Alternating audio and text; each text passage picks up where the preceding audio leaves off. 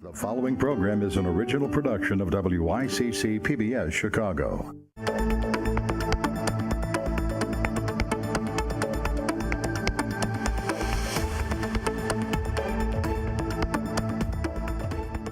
Welcome to the Chicago Bar Association's Justice and Law Weekly. I'm Dan Cotter, president of the Chicago Bar Association, and we are focusing on how to address the high rate of truancy in Chicago public schools. Our panel includes Judge Joan Beyer, Reverend Olivia Johnson, and Judge Colleen Sheehan. Judge Beyer is a family court judge in Jefferson County Circuit Court in Louisville, Kentucky. She is a past president of the National Truancy Prevention Association. She has lectured extensively on truancy alternatives, such as the Jefferson County Truancy Court Diversion Project, and has received numerous awards in recognition of her work. Welcome. Thank you. Judge Colleen Sheehan presides in the Circuit Court of Cook County Juvenile Justice Division, one of the largest juvenile court systems in the nation. She began her career as an assistant public defender. She was elected as a Cook County Circuit Court judge in 2000. Judge Sheehan is an advocate of restorative justice, which is a holistic approach to identifying and addressing harms, needs, and obligations. Welcome. Thank you. And Reverend Olivia Johnson is life coach, community leader, and pastor of Generational Blessings Family Worship Center in Chicago Heights, Illinois. She was ordained in 1989, and her ministry focuses on restoring and serving families. Reverend Johnson is partnering with the Chicago Bar Association Truancy Project. Thank you so much, all three of you, for joining us. Thank you. Thank you. Judge Beyer, truancy is not just a problem in Illinois and in urban areas. As mentioned, you're a judge in the court judge in Louisville, Kentucky, and deal with truancy frequently. You're an active participant in the Truancy Court Diversion Project. Can you tell us about this project? Be happy to. The concept of this project arose out of the frustration that courts really can't fix what I call school attendance issues. That there has to be a better way, that punishing children that live punishing lives really doesn't result in very good outcomes. So some 16, 18 years ago, we moved some of the program of truancy out of the courtroom and into the schools, where we try to serve not just the child, but the family by identifying what issues there are in the family, what barriers there are to child success, and work together with the whole family in a supportive, non-punitive way to try to address the issues to make this child successful and give this child and this family hope. And why is taking the truancy court to school so important to the issue? You know, in many communities like yours, the school is the heartbeat of the community. This is where the child eats one, maybe two meals a day, where there's services being provided in the school, where they learn. And what we try to do is create a positive relationship between the child and the school and the parent and the school, helping them develop relationships with the folks in the building so that those folks then ultimately can be the support for this family.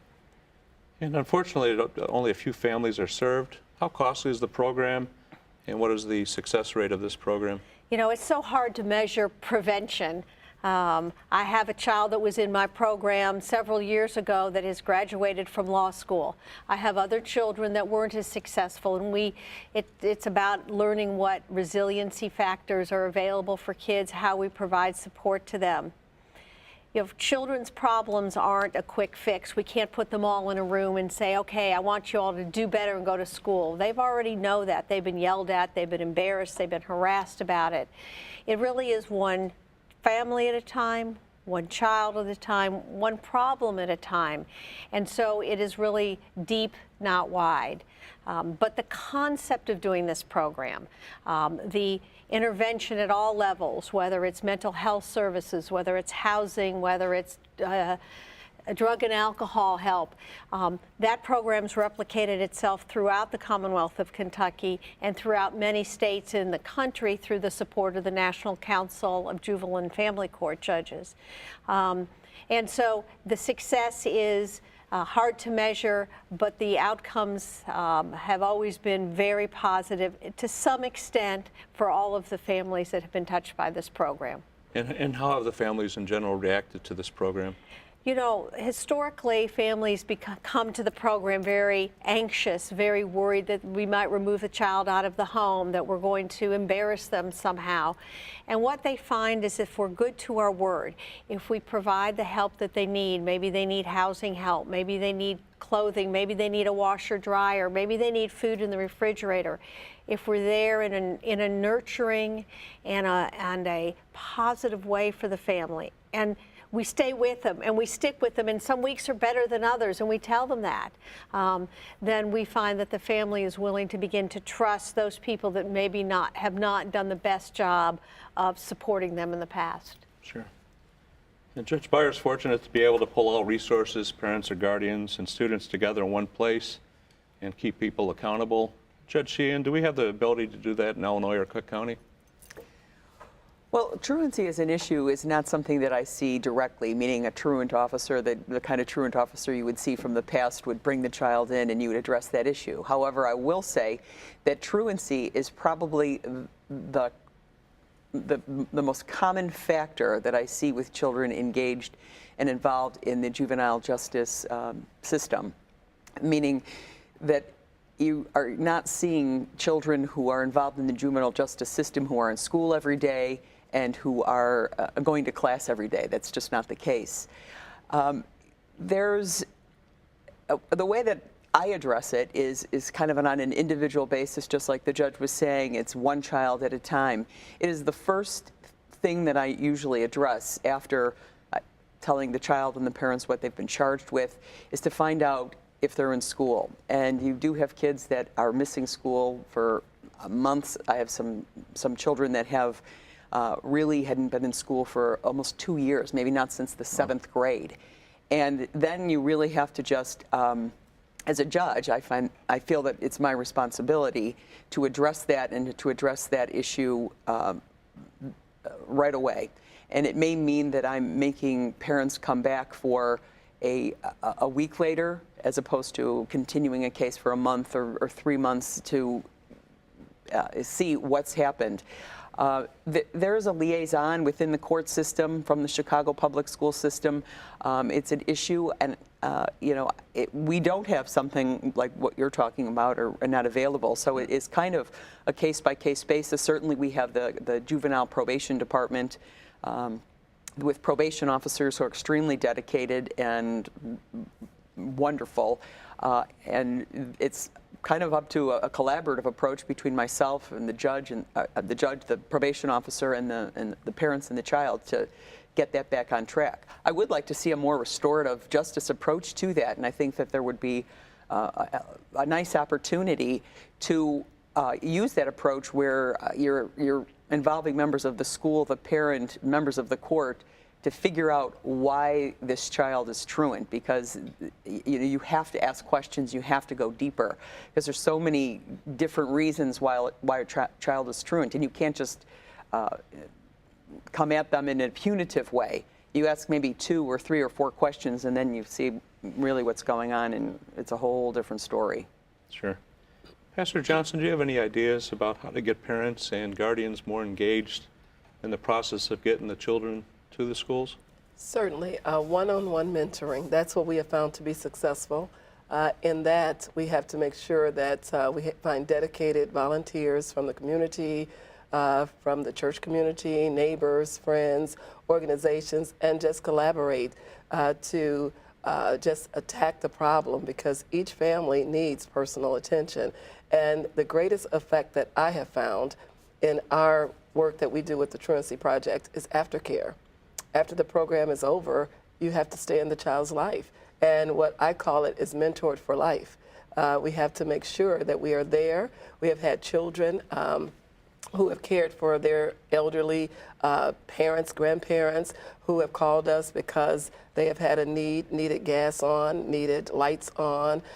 We send people down to CETA to just sit in for them. One is an 89-year-old grandmother, and we just make sure the needs are met. So the only answer that I have found is one-on-one mentoring, and it cannot be a 1-week program, 2-year program. It has to be aftercare for life until they grow up and they get it.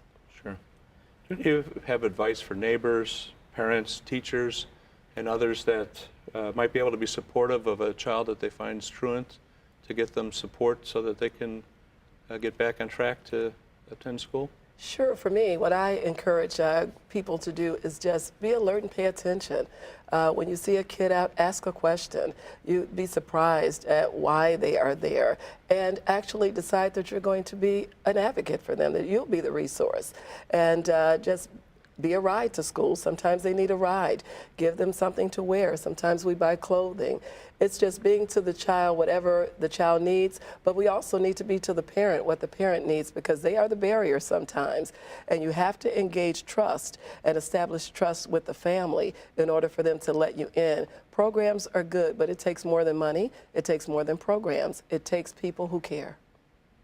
Judge Sheehan or Judge Beyer, any other I think that's very true. Education and making the parents aware of just how important education is. I mean, you think that would be self-evident, but sometimes it's not. And, I'll often have a child that's involved in the system. A parent will come in, and they will have with them 2 or 3 grammar school age children, and I will inquire. I will say, why do you have these children here? Aren't they supposed to be at school? And the parent will say, well, I don't have a babysitter. I needed to bring them with me today. And I just say to them, well, if they went to school, you wouldn't need a babysitter to bring them here today. And then I tell them the fact that I just told you about truancy and not being at school is the thing that I see that is most common with the kids who are involved in the system. And so just to try to hit that at home and require that they don't do that again, that they make sure that the child's in school. I think, and what the pastor was saying is this mentoring, and I think when you look at 2 children that may be similarly situated and have maybe awful life experiences, and one is resilient and makes it onto college and gets somewhere, and the other child ends up unfortunately in the penitentiary, and we see that with the same life situation. What we know from all the research we've done is that the strongest resiliency factor is an adult mentor that is there no matter what, not to judge, if you'd forgive me, not to embarrass, not to do anything but continue to provide support and direction for that child. And we find those folks in all sorts of places, whether it's through the courts, in CASA workers, whether it's in the community, whether it's we look in our program, we look in the school itself. Is there somebody in the front office that can be a mentor to the child? Is there one of the people that works in the cafeteria line? Who is it that can be that adult support for that child no matter what, and be there at 2 or 3 in the morning when they give you the call? And does there have to be consistency in that mentoring so that the child has that constant in their life? Well, yes, and I say that, but it also reminds me of this. Our idea of consistency, if I called you and you didn't call me back for 2 weeks, I figured you didn't want to talk to me. With a young adult, many times they test us. They're not used to adults being there for them no matter what. And so part of it is you keep calling, you keep going by, you keep no matter what. And at some point that child's going to realize, that young adult's going to realize you're there for them no matter what. And I think that's the most important thing, that we don't put our own values on that family, but we're there for the child unequivocally. Sure. I'm hearing that it's community. I mean, Absolutely. community might not be able to address, say, gang violence. They might be fearful to do that. There might be repercussions to do that. But certainly having kids in school is something that the community can get involved in and make better. Sure. And Judge Sheehan, you mentioned that you don't see truancy directly, but that it's a cause of a lot of the kids that are before you. Do you feel you have adequate time to address the truancy issues and the students' needs in your courtroom? I wish it was set up that I had more time for everyone. If I do see that there is a striking need, I'll take as much time as is necessary. And like I said, I will make sure that we continue the case the next day if need be. You'll have a case where a child can't get back into school because they don't have a birth certificate, and the parent won't know where to get the birth certificate. So it will literally be saying, were they born in Cook County? Do you have money to get on the bus to go down to Cook County? What are you doing today? Can you go down there today? I don't have, $10. Who in probation, and what fund do we have that can get the $10? It's just the small steps. And I will have to say that I have had 100% success rate with regard to getting birth certificates and documentation needed to get the child back in school when I just give it a very short date, a week, a couple of days, and sometimes. And kind of the hassle of coming back to court is sometimes the thing that might light a fire and make them do that. But I also instruct in ways that I might not think were necessary. You have to meet people where they're at, and you have to understand maybe what environment they're coming from. There are many kids, and I would venture to say parents, who have not really gone out beyond a 6-block radius. And so the idea of downtown or the lake is just so daunting to them. Indeed. And Pastor Johnson mentioned that resources are not the end-all and be-all, but what I'm hearing is that additional resources in the court system would be a step in the right direction. We always want resources. However, I think that, you know, if resources aren't there in terms of funding, there's a whole lot of resources we're not tapping into. For example, this lady, who I'm just meeting today, and I hope to have a deep conversation with you after this program, and to have, and that's what it's about. It's particularly in juvenile court, particularly with restorative justice, it's about creating relationships with people. And, you know, if I have a relationship, you know, with the Reverend, I can pick up the phone, I can call, and then, you know, and it just builds from there. And Truancy's had a long history, and it's there's little research in the area. Why hasn't there been more urgency to this problem if it's such a big problem across the country?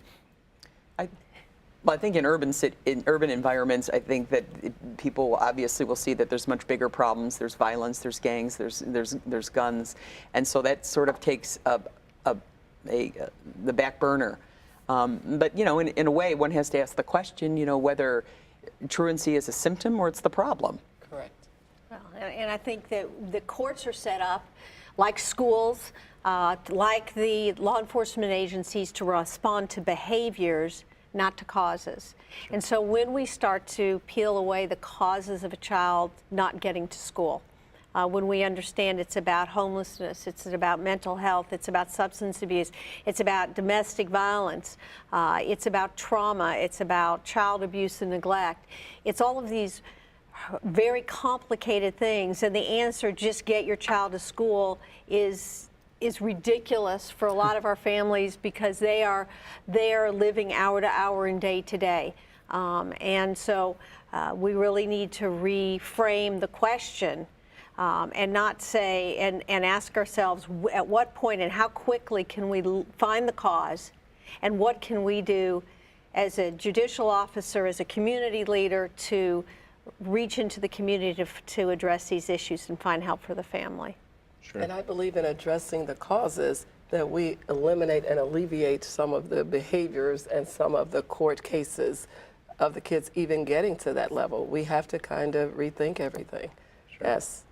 Sometimes it's the smallest thing. Sometimes it's a child, doesn't have the uniform pants, and we could so address that so easily and quickly, and you'd have to ask the questions, like the judge was saying. Or a coat in winter, or shoes that exactly shoes that fit. Or immunizations, or just the basic needs. The basic needs. And people always want to help. I hear all the time, and I'm sure you do, Judge, and you do too, Absolutely. when they hear that you work within the juvenile justice system. How can I help? How can I get involved? People want to get involved. So there's a lot of well-meaning people out there and a lot of need. It's, connecting those two groups together. But what you're seeing at this table is people that all believe that children and families can be successful. And that's what we bump up against all the time, I've got to say, is we bump up against the naysayers. Well, that child is a bad child, whether it's the voice coming from the community, whether it's a voice coming from inside the school building, that child is labeled as a non-success. And until we all believe that our children in the community can be successful and we can give them hope, then we're going to continue to it's not going to be dropout, it's push out. We're going to continue to push children out of school buildings and onto the streets, and into foster care and into juvenile detention facilities at an incredible cost to our community, and until we take responsibility for what we're saying about and how we're dealing with our families. Pastor Johnson, the Chicago Bar Association's Interfaith Committee has focused a lot on the truancy issue, and that committee established an anti-truancy pilot program. Can you tell us about this program and how it's working? Well, a couple of years ago, when we saw a spike in the violence, especially during times where children, daytime hours, we realized that there was a problem that we needed to pay attention to. And then we started kind of looking for information and doing a little research and reaching out to those who had some information, such as Catalyst.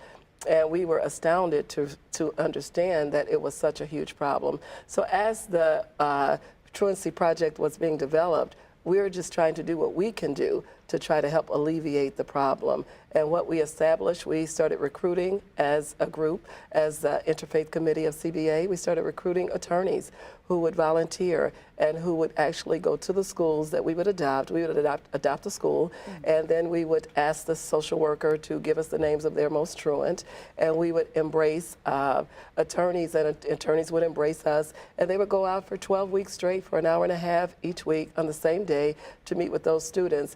They would get to know them. Their goal was to identify the pattern of behavior and try to come up with practical application, things that the children could attain, that they could do to improve. And certainly they did. As a result, we have seen results in it.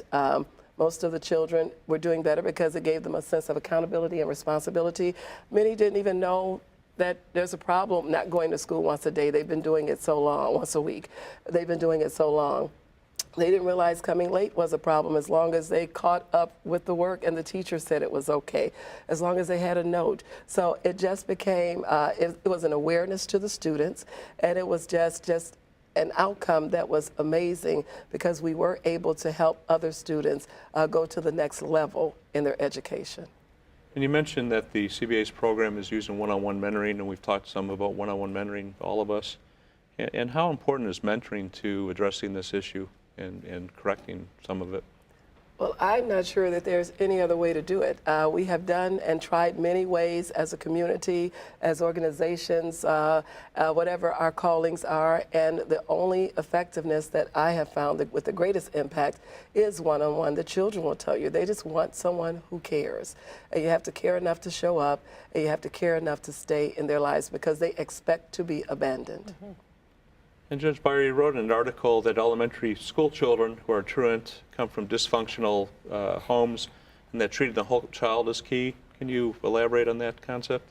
You know, if you look at a child that's not getting to school in elementary school and understand that those children aren't making that choice affirmatively, my guess is that there are barriers in that home. So the question is, two things of concern. One is if this child's not in school and not learning to read by third grade, we know that statistically there's real issues regarding the success of that child. Second, we know that if they're not getting to school, there's other issues. So the question is, how do we get to this inside the home, inside the issues in a responsive, culturally competent, respectful way to start addressing what are the causative factors of not getting into that. It is the biggest red flag there is, and I tell every lawyer that comes into my court representing families and on my abuse and neglect docket, and every social worker that comes in, they may say, well, this is a dirty house case, or this is a heroin case, or this is a domestic violence case. I said, well, what about this child's school attendance? Every case, no matter whether or not that's why it's there or not, we have to start looking at that as a key indicator for identifying risk factors for our kids. And Judge Sheehan, schools often give out detention or suspensions to kids who are absent or truant, and it seems like it's punishing the child. And we've talked a lot about some of this, or a lot of it's not really the responsibility or the fault of the child. And so isn't this unsettling to the child who's already overwhelmed with having to fend for themselves and the situation they're in? And it kind of doesn't make sense either, because they're truant or they're missing some classes, and so the solution is to make them leave school altogether. That's always frustrated me a bit. Certainly there has to be accountability, and you have to have accountability at every age. I mean, you know, even from the smallest child, that's you need to be accountable. Detention is not in itself a bad thing, but it depends on what's happening in that detention. I think that there is a real, again, I use the word again, restorative justice. There's a real opportunity to have a captive audience and do something that is deeper, with maybe in terms of having circle work and figuring out, asking those questions in a safe environment, and trying to figure out what are those causes. And again, sometimes it's just so small. It is unsettling, though, I think. And I think that children are thirsty for education and for boundaries. And whenever you do see a child that has somehow connected, either through a probation officer or a mentor, and even within a month, you can see the child looks like a different child. They're coming in and they're happy. And I will say to them, I was like, doesn't that feel so nice to have everybody saying something nice about you, as opposed to saying something negative about you? And, there is no one pill, there is no one solution of how we do this. And I think that programs like this and having conversations like this are really important to figure out new and innovative ways in which to handle this. Sure. Judge Beyer, one of the things that's controversial in Illinois right now is whether to reinstate the truancy officers and commissioners that were put out in 1992. You haven't found those to be very effective in Kentucky. Why is that? In our district, we have about 120,000 students in our unified school district, and we have about 10 truancy or assistant directors of pupil personnel. We give them a longer, fancier name. They're truancy officers. The truth of the matter is there's too many students and too many problems.